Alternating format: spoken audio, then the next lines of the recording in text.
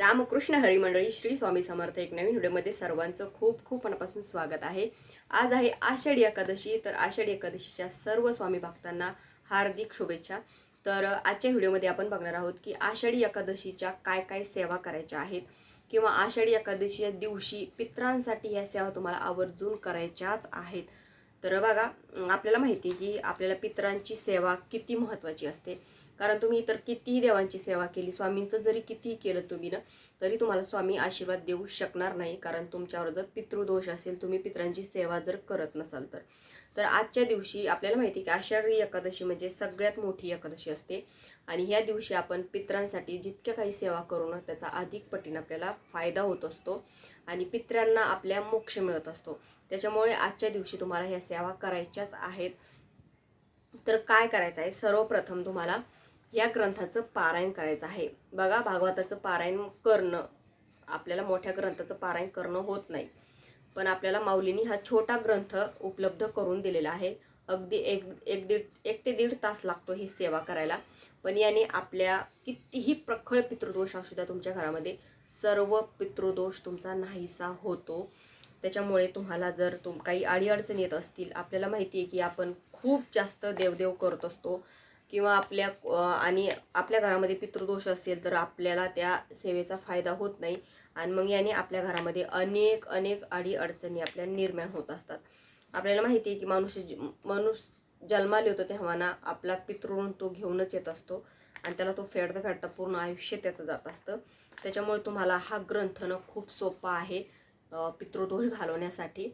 तर याचं पारायण तुम्हाला करायचं. केंद्रामार्फत तुम्हाला हा ग्रंथ कुठेही मिळून जातो. दिंडोरीपर्यंत ग्रंथ हा घ्यायचा, मराठीमधून आहे, त्याच्यामुळे वाचायला पण सोपा जातो. तर या ग्रंथाचं तुम्हाला पारायण आज करायचं आहे. आवर्जून याचं पारायण करा तुम्ही. त्याच्यानंतर अजून एक काम करायचं आहे तुम्हाला पितरांना तुमच्या दीपदान करायचं आहे. बघा, पितरांना दीपदान आपण जसं दिवाळीच्या वेळेस पितरांना दीपदान करतो, सेम तसंच तुम्हाला आजच्या दिवशी संध्याकाळी पितरांना दीपदान करायचं आहे. आता हे दीपदान कसं करायचं आहे, तर तुम्हाला एक कणकेचा दिवा घ्यायचा आहे आणि कणकेचाच दिवा घ्यायचा, दुसरा कोणताही दिवा घ्यायचा नाही. आणि नसेल पॉसिबल तर तुम्ही मातीची जी पणती असते ती पण घेऊ शकता, पण मी तर म्हणे तुम्ही कणकेचाच दिवा घ्या.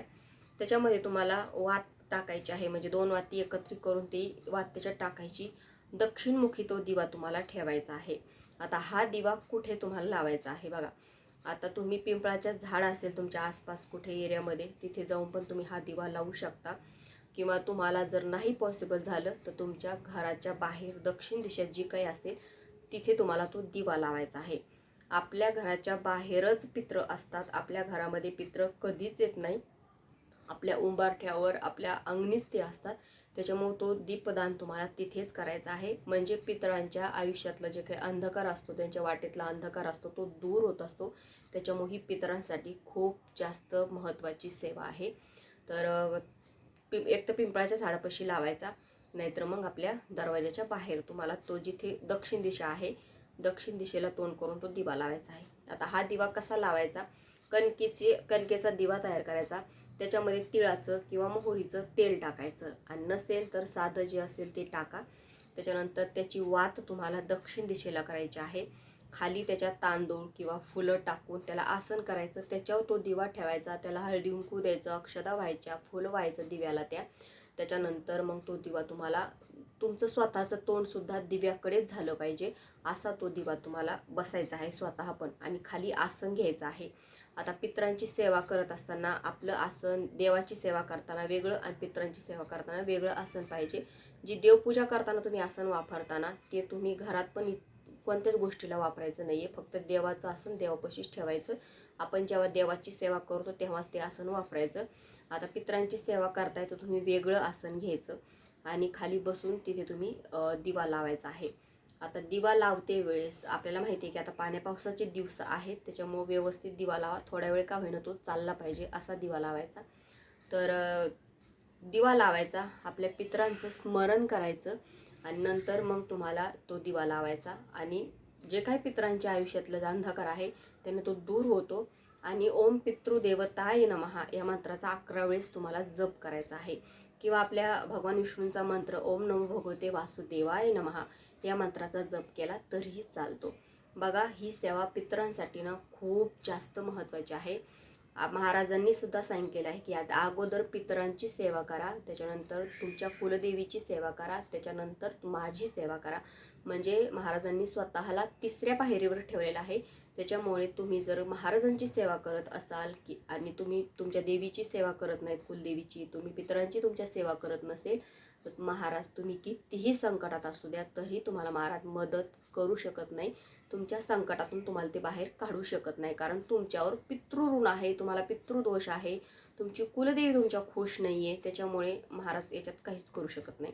त्याच्यामुळे तुम्हाला तुमच्या पितरांची अगोदर सेवा करायची आहे, त्याच्यानंतर तुमच्या कुलदेवीची सेवा, नंतर स्वामींची सेवा, असं तुम्हाला सेवा करायची आहे. तर आज आषाढी एकादशी निमित्त तुम्हाला हा पितरांसाठी दीपदान करायला अजिबात विसरायचं नाही आहे.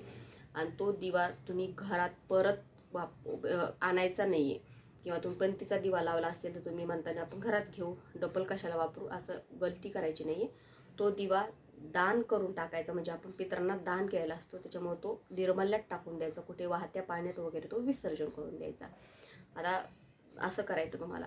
तर आय होप तुम्हाला समजलं असेल. तर आजच्या व्हिडिओमध्ये इतकंच. व्हिडिओ आवडल्यास व्हिडिओ लाईक करा, शेअर करा, चॅनलला सबस्क्राईब करायला विसरू नका. झालेली सेवा श्री स्वामी समर्थ महाराजांच्या चरणी आणि परमपूज्य गुरुमाऊलींच्या चरणी रुजू करते. श्री स्वामी समर्थ.